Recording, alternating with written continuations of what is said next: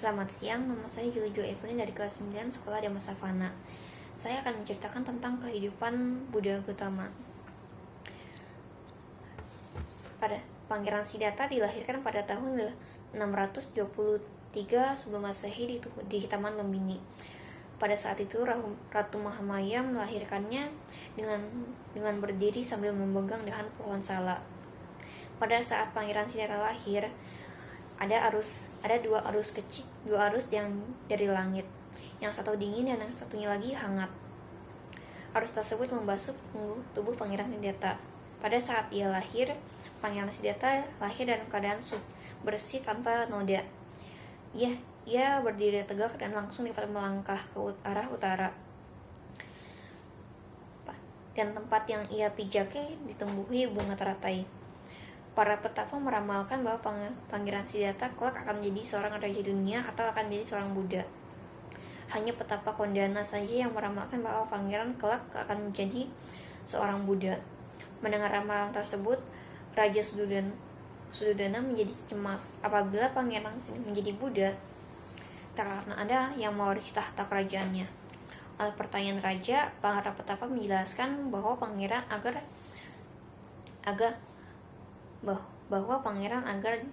agar jangan melihat 4 macam peristiwa. Bila ia melihat keempat peristiwa itu, ia akan menjadi seorang petapa dan kelak menjadi seorang Buddha. 4 macam peristiwa itu adalah orang tua, orang sakit, orang mati, dan seorang petapa. Pada saat ia dewasa, kata-kata dari para petapa membuat Raja Sudodana tidak tenang siang dan malam, karena khawatir kalau putra tunggalnya akan menjadi petapa dan meninggalkan istana, mengembara tanpa tempat tinggal. Untuk itu, raja memilih banyak pelayan untuk merawat Pangeran Siddhartha, agar putra tunggalnya menikmati hidup keduniawian. Segala bentuk penderitaan disingkirkan dari kehidupan Pangeran Siddhartha, seperti sakit, umur tua, kematian, sehingga Pangeran Siddhartha hanya mengetahui kenikmatan duniawi. Pada suatu hari, Pangeran Siddhartha meminta izin untuk berjalan di luar istana, di mana pada saat itu dilihatnya 4 kondisi yang sangat berarti, yaitu orang tua, orang sakit, orang meninggal, dan seorang petapa. Pangeran Siddhartha bersedih dan menanyakan kepada dirinya sendiri, apa arti kehidupan ini kalau semuanya akan menderita sakit, umur tua, dan kematian. Lebih-lebih mereka yang meminta pertolongan kepada orang yang tidak mengerti, yang sama-sama tidak tahu bahwa dan terikat dengan segala sesuatu yang sifatnya sementara ini. Pangeran Siddhartha berpikir bahwa hanya dengan kehidupan suci yang akan memberikan semua jawaban itu. Selama 10 tahun lamanya, Pangeran Siddhartha hidup dalam kesenangan duniawi. Pergolakan batin Pangeran Siddhartha terus berjalan hingga sampai ia berusia 29 tahun. Tepat pada saat putra tunggalnya Rahula lahir, pada suatu malam Pangeran Siddhartha memutuskan untuk meninggalkan istana dan dengan ditemani oleh kusirnya Channa. Tekadnya telah bulat untuk melakukan pelepasan agung dan menjalani hidup suci sebagai petapa. Setelah itu Pangeran Siddhartha meninggalkan istana, keluarga, kemewahan, dan pergi berguru mencari ilmu sejati yang dapat membebaskan manusia dari usia tua, sakit, dan mati. Pangeran Siddhartha berguru kepada Alara Kalama yang kemudian kepada Udaka Ramaputta. Tetapi tidak merasa puas karena tidak memperoleh yang diharapkannya. Kemudian dia bertapa dengan cara menyiksa diri dengan ditemani oleh 5 petapa. Akhirnya dia juga meninggalkan cara yang ekstrim itu dan bermeditasi di bawah pohon Bodhi untuk mendapatkan penerangan agung.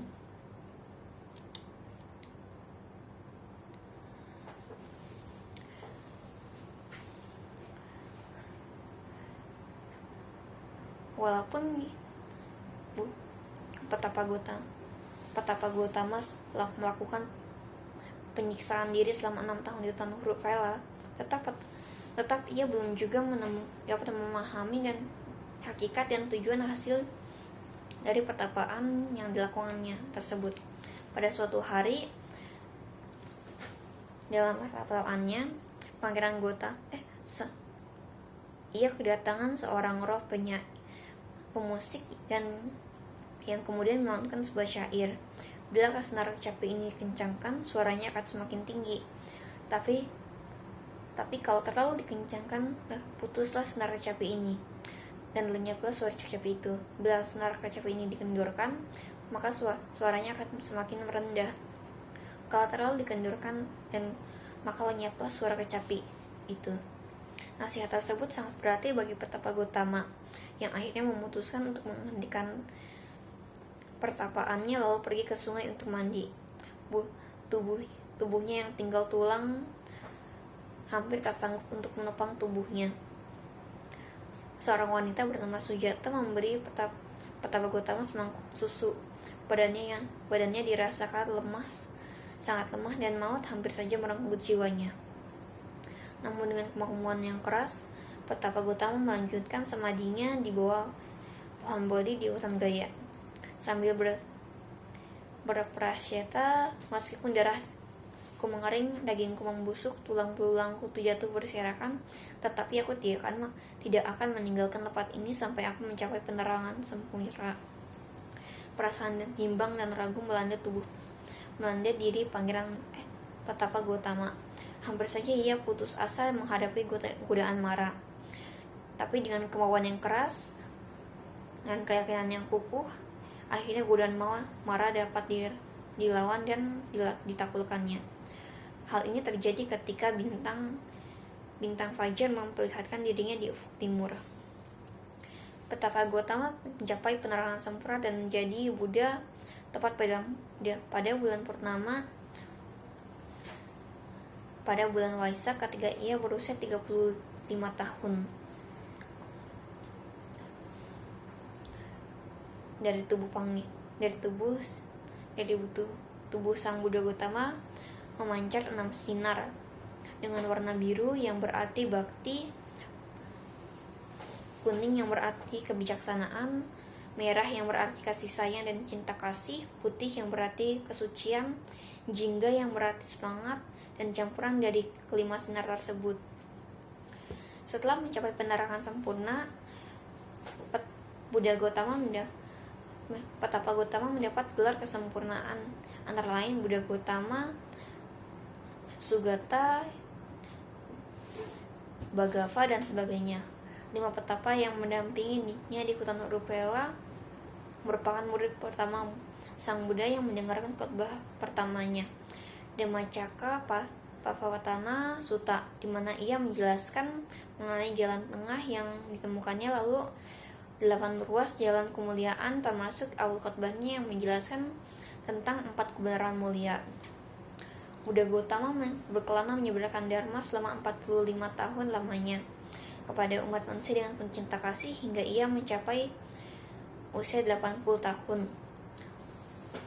Saat ia menyadari bahwa 3 bulan lagi ia akan mencapai parinibbana, Buddha dalam keadaan sakit terbaring di antara kedua pohon sala di Kusinagara memberikan khotbah dhamma terakhirnya kepada siswanya, lalu parinibbana pada saat ia berusia 80 tahun di tahun 543 sebelum Masehi. Sekian, terima kasih. Mohon maaf apabila ada yang salah. Sukihotu Namo Buddhaya.